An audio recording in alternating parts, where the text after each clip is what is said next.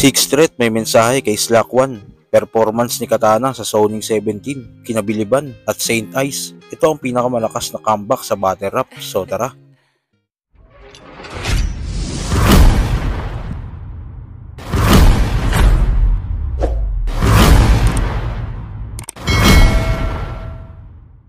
Sa Zoning 17 nga ang unang salang ni Katana sa big stage kontra sa veterano na si Mirage.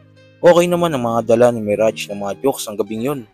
Pero nilamon siya ng presensya at baon ng mga bars ni Katana. Ito nga ang comeback battle ni Katana matapos ang masaklap na pagkatalo kay Casper sa tournament na pedestal na mula sa Motus. Isipin nyo ha, isipin nyo, debut battle binigyan agad ng Da Vinci galing lang sa pagkakabadibag ni Pilos at Calix. Maraming galit talaga, kaya paano hindi ka mananalo nun lahat ng tao against sa kanya? Ha? Isipin nyo na maigi. Malakas ka ba talaga doon o malakas lang galit ng tao kay Da Vinci? Ha? Sunod, binigyan ng Diyos, nakakagaling lang din sa controversial na finals laban kay Kiluwa. Sa comment section, ganun din, puro Kiluwa ginigit, ang daming hate.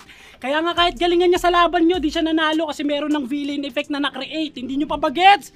Kung ano yung kahulugan, lahat ng binibigay niya sa'yo, yung ayaw ng mga tao para madali ka magustuhan. Kasi ikaw yung gusto niya mag-champion. Tindi talaga. First round niya si 7K, hindi halata. Kaya ang tanong na magpapaisip sa mga tagahanga ni Katana, magaling ka ba talaga o may magaling lang na nag-aalaga? Sa'yo na mismo nang galing. Over 10 years ka na nagrarap kung saan na nakatapak. Nagkampiyon na sa liga ni Cass, ni Slack, pero di ka nakilala at yun ay patunay na kagad na naging epektibo lang yung Katana nung mahusay na may hawak. Ano? Kaya wala nang Katanang maantay sa finale. Mga paan niya niyari, ekspektasyon nyo si Katana magkasabay na finale. Kaya ang sagot sa tanong ng mga masa, tama kayo, wala pong laban si Katana. Pinakita ni Katana sa laban nila ni Mirage na dapat pa din siyang idolohin dahil iba yung performance na pinamalas niya dito. Kahit yung setup pa lang ay sumusuntok na.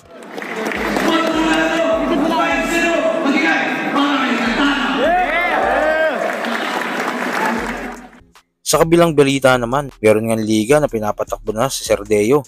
At official nating nakita ang unang upload nila sa YouTube. Ang pangalan nga ng liga nila ay Bataan Rap Conquer o BRC. Sa unang upload nga nila ay pinanood agad ito ng mga battle rap fans dahil PMC laban sa MC. Oo, nagtitinda lang to ng merienda, pero marami naman daw yung customer na dumadating. Yung buko juice nga nila may sago, kaso tayo ng kambing. Kaya dito umasta kang goat. Isa ka lamang no-namer na naglalako ng kakanin. It means, hilaw ka. Samantalang ako, yung resulta sa ginagawa ko sa ganitong larangan, palitaw na. Ikaw hindi porke PMC ka, meron ka ng future. Mali ka ng inaangad mo. Meron ka lang inaarap pero wala kang inaarap sa ganto. Kayong hang, masyado kang mayabang ah.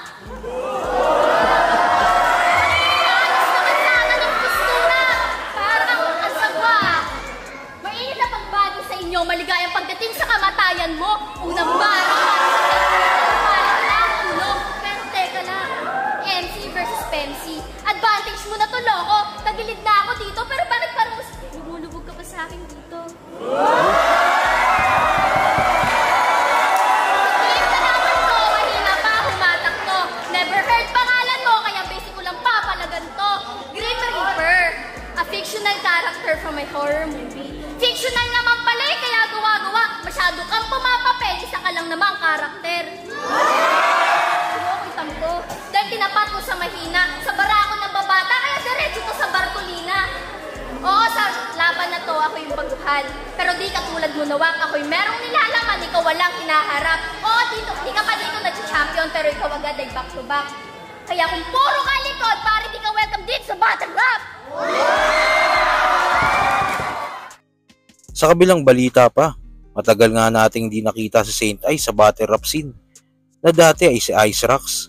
Matapos ang laban nila sa 2x2 kontra Abra at Apex ay wala na tayong nabalitaan sa kanya. Pero ligid sa ating kaalaman na bumabattle pala siya sa sunugan.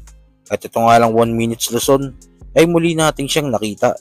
Pero sa iba ng alias, at ito ay Saint Ice. Natalo siya sa 1 minutes kontra Hespero. pero maganda pa din ang pinakita niya dun. Sabay sa mga next up na names. Tanong ko paano sila makakahabol, ako yung head of the game. 5 araw nga lang ako naghanda.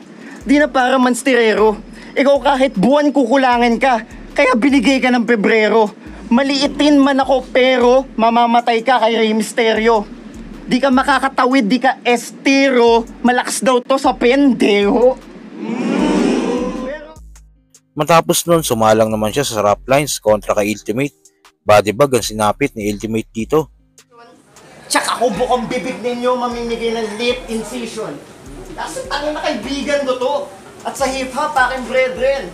But I guess I gotta kill my dog para lang pakita I am legend. At sa Motus kontra Michael Joe, nag-aapoy si Saint Ice dito at nakuha niya din ang panalo. Sa page. Alam nyo ba't hinabol tong battle na to for this date? Para makita nyo kung anong gagawin ni Kendrick kay Drake pag nag-square na sa stage. Yun ang hindi malalaos, men. Short notice, but I'll happily battle. Men, sa totoo lang kahit ang dami pang family matters, sapat na yung 8 days na paghahanda dahil iba yung euphoria when I body bag rappers. At ang huli ay ang laban niya kay Unico sa Zoning 17. Malakas din ang pinakita ni Saint Ice dito. Malakas din ang pinamalas ni Unico dito. Pero iba yung Saint Ice, talagang nag-improve siya sa battle rap. Nakuha nga ni Saint Ice ang panalo sa dikit na score na 3-2.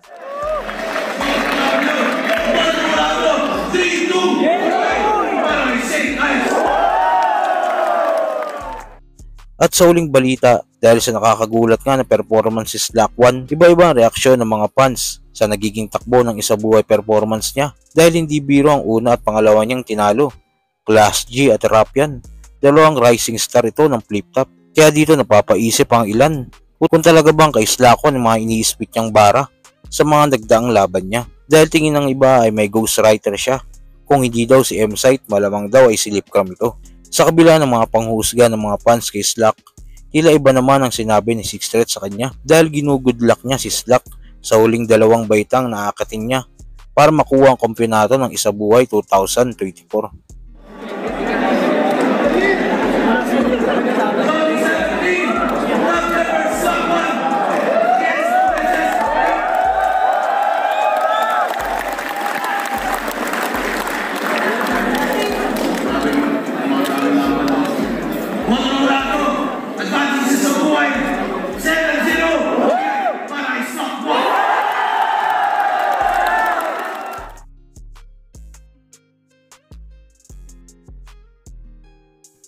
So kayo, ang tingin nyo, naniniwala ba kayo kay Slack na walang nagsusulat sa kanya?